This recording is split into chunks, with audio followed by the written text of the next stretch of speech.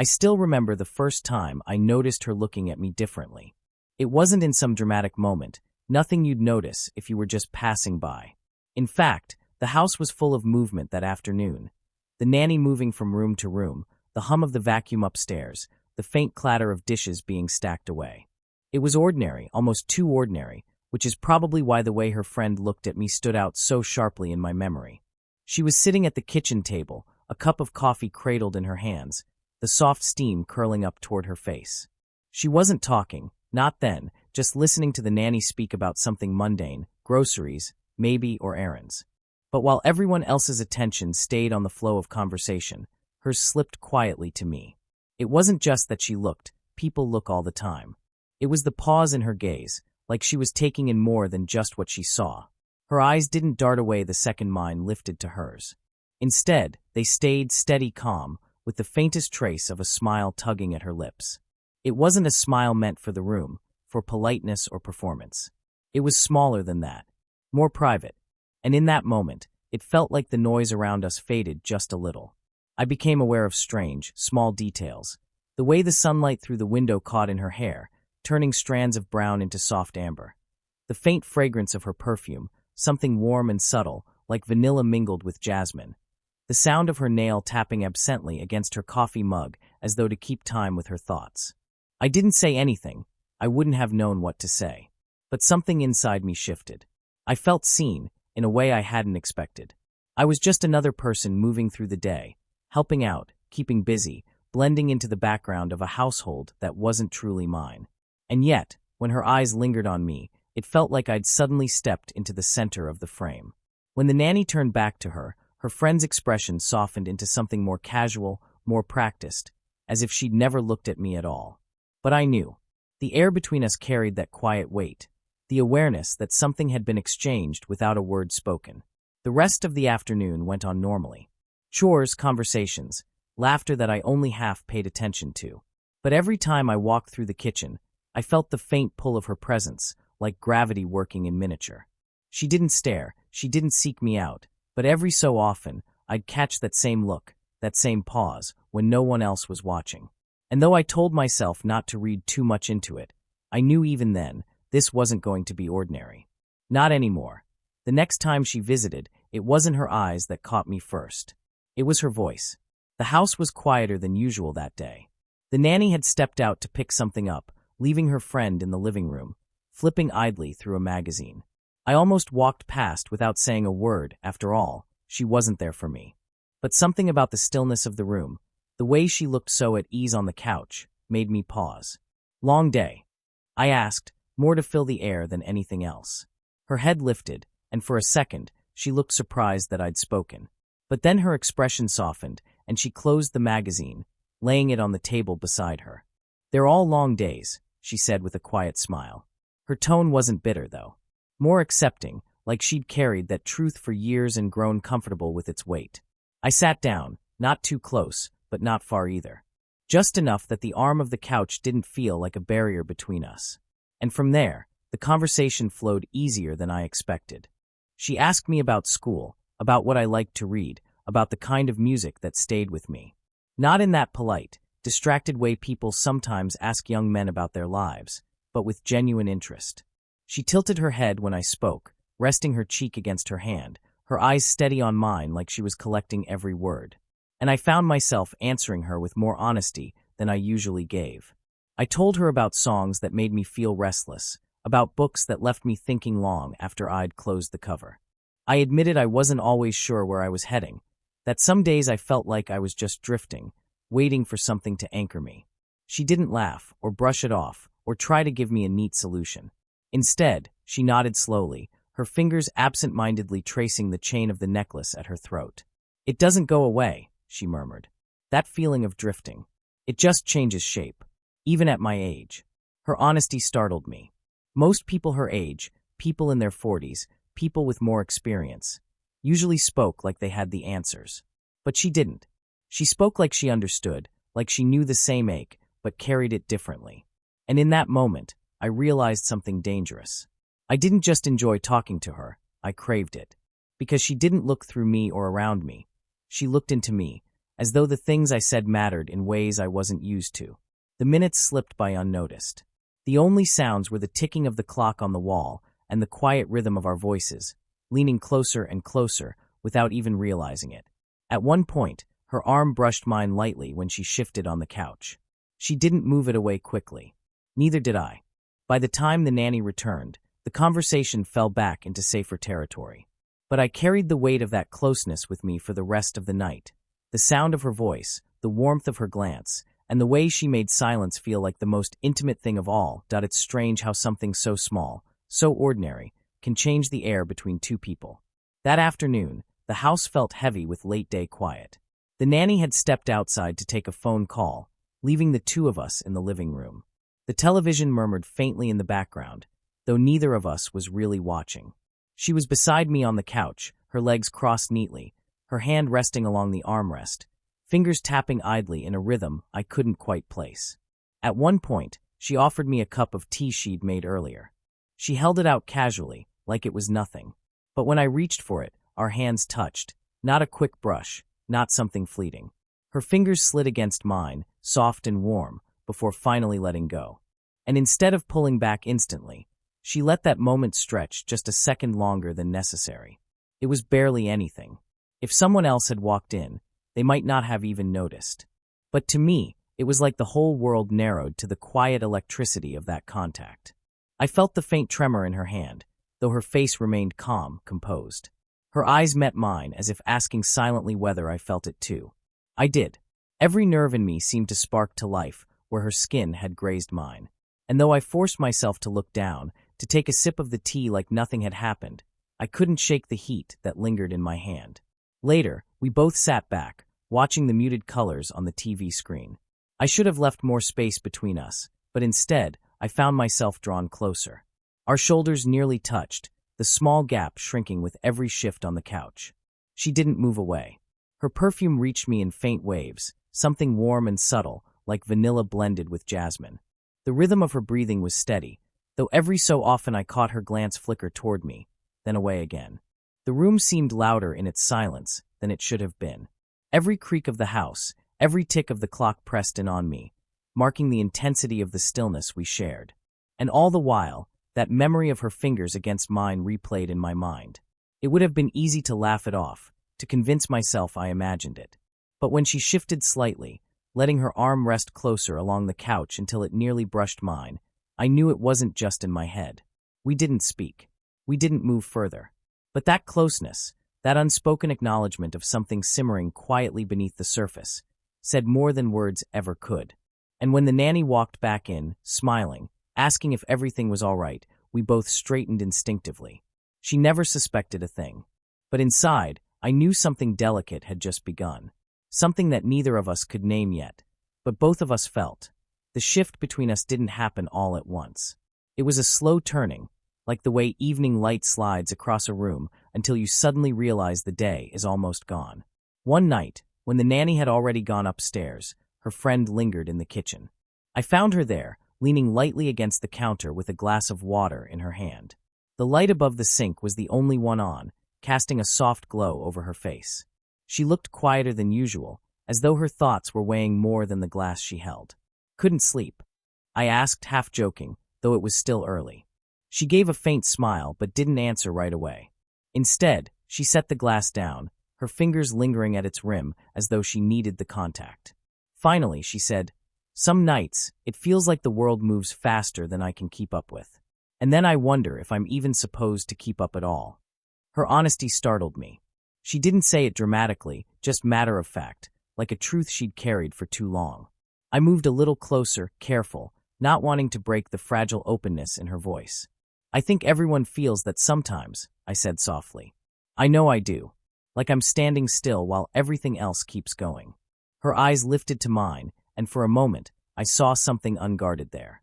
Vulnerability, yes, but also relief, as though hearing me admit my own uncertainty gave her permission to keep going.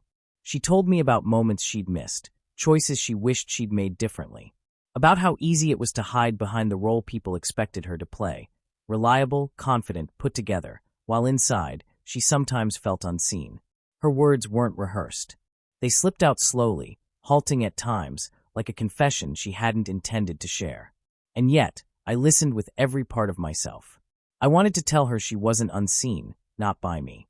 That I noticed the way her voice softened when she spoke gently, the way her smile curved differently when it wasn't for anyone else but herself. That she had a presence impossible to ignore, even when she tried to fade into the background. Instead, I said simply, "You're more noticed than you realize." Something shifted in her expression then. Her lips parted slightly, like she wanted to answer, but she didn't. Instead, she reached out, resting her hand lightly on my arm. Just that. A touch that was less about comfort and more about acknowledgement, a quiet thank you for hearing her. Her hand lingered there, warm against my skin, long enough for me to feel the steadiness of her pulse. And when she finally let go, the space where her hand had been felt achingly empty. We didn't talk much after that. The silence wasn't awkward, it was full, carrying everything we hadn't said out loud. And I knew, as I left her there in the dim kitchen light, that this wasn't just about looks anymore. This was something deeper, something neither of us had expected. Yet neither of us could ignore that it happened on one of those evenings that felt too quiet, as if the house itself was holding its breath. The nanny had stepped out for a short errand, leaving the two of us behind. I found her in the kitchen, rinsing a glass beneath the dim light above the sink. The soft hum of the refrigerator was the only sound, filling the spaces our words hadn't yet bridged. She turned when she heard me enter, offering a faint smile. "Thirsty?" she asked, as though she needed something ordinary to balance the weight of the moment. I shook my head. "No, just keeping you company." There was a pause. She dried her hands slowly with a dish towel, her movements deliberate, as if each second gave her time to think, or to decide whether to stop herself. I leaned lightly against the counter across from her, and for a while we just stood there, the air between us filled with all the things neither of us had said. Finally, she drew in a quiet breath. "You ever feel like you're standing at the edge of saying something, and if you do, nothing will be the same after?" Her voice was soft, almost trembling, as though she wasn't sure she wanted me to hear it. I swallowed, my throat suddenly dry. "Yeah," I said, keeping my tone steady. "All the time." She looked at me then, really looked. Her eyes held mine with a kind of intensity that made the rest of the room disappear. Her lips parted slightly, like she was about to continue, but then she stopped. For a moment, I could see the words balancing on the edge of her breath, fighting to be spoken. But instead, she bit her lip gently, as though catching herself, pulling the words back before they crossed the line. The silence that followed wasn't empty. It pulsed, thick with tension, like the space between two magnets just before they snapped together. I shifted closer, almost without thinking. My hand rested on the counter near hers, close enough that our fingers nearly touched. She noticed. I could see it in the quick flicker of her gaze downward, in the way her chest rose with a slower, deeper breath. Her voice, when it came again, was a whisper. "Sometimes I wonder what would happen if I said the things I'm not supposed to say." The words hit me harder than if she'd confessed outright. Because in them, I heard the truth. She felt it too. I wanted to answer, to tell her she wasn't alone in this, that I'd been carrying the same unspoken weight. But just as the words formed on my tongue, the sound of a car door outside broke the spell. She pulled her hand back quickly, tucking a strand of hair behind her ear, her face settling into its usual calm. By the time the nanny walked in moments later, it looked as though nothing at all had passed between us. But I knew better. And when she glanced at me one last time before turning away, her eyes said what her lips couldn't. That night, we had almost crossed the line. Almost that it was late when she finally gathered her things to leave. The nanny had already gone upstairs, calling out a soft goodnight as she disappeared into her room, leaving the two of us alone at the front door. I offered to walk her out, though it wasn't far, though there was no real need. Maybe she knew why. Maybe she wanted me to. Either way, she didn't protest. The night air outside was cool, carrying the faint scent of damp earth and leaves. She paused just inside the doorway, her bag slung over her shoulder, her hand resting on the doorknob but not turning it. Instead, she stood there in the stillness, the quiet between us as fragile and charged as a held breath. I thought she would simply say goodnight and go. But then, almost hesitantly, she turned back toward me. Her eyes searched mine in the dim light, not hurried, not careless. Slowly, carefully, she stepped closer, closing the small space that separated us. And then, with a gentleness that nearly undid me, she lifted her hand and placed it flat against my chest. The warmth of her palm spread through me instantly, steady and soft. She didn't speak. She didn't need to. The message was there, in the delicate pressure of her touch, in the way her eyes softened as she looked up at me. I covered her hand with mine, holding it there, as if to tell her I understood. That I didn't need more than this. Not now. The world outside seemed impossibly quiet. I could hear my own heartbeat, strong beneath her hand, and I wondered if she could feel it too. Her breath was slow, almost careful, as though she was afraid of breaking the moment. She whispered then, barely louder than the night air. "Thank you." It wasn't clear what she was thanking me for, listening, noticing, not pushing her too far, but it didn't matter. Her gratitude carried more weight than a dozen confessions. We stayed like that, suspended in silence, our hands joined over the steady rhythm of my chest. It wasn't a kiss, it wasn't anything people would point to and call romantic in the obvious sense. And yet, I'd never felt anything so deeply intimate. Eventually, she pulled her hand back, slow and reluctant, her fingers trailing slightly against mine before slipping away. She gave me a small smile then, the kind that holds more truth than words ever could. "Good night," she said softly, opening the door at last.